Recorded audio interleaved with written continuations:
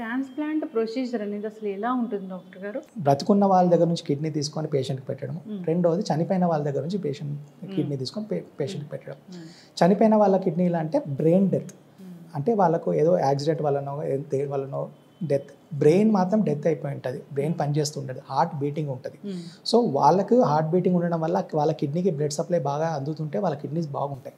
So అలా అయిన వాళ్ళ నుంచి వాళ్ళ ఫ్యామిలీ ఒప్పుకుంటే వాళ్ళ కిడ్నీస్ తీసుకొని ఒక పేషెంట్కి ఇవ్వచ్చు. అది కడావర్ కిడ్నీ ట్రాన్స్ప్లాంట్ అంటాం. రెండో రకం ఏంటంటే బతుకున్న వాళ్ళ నుంచి కిడ్నీ తీసుకొని పేషెంట్కి ఇవ్వడం.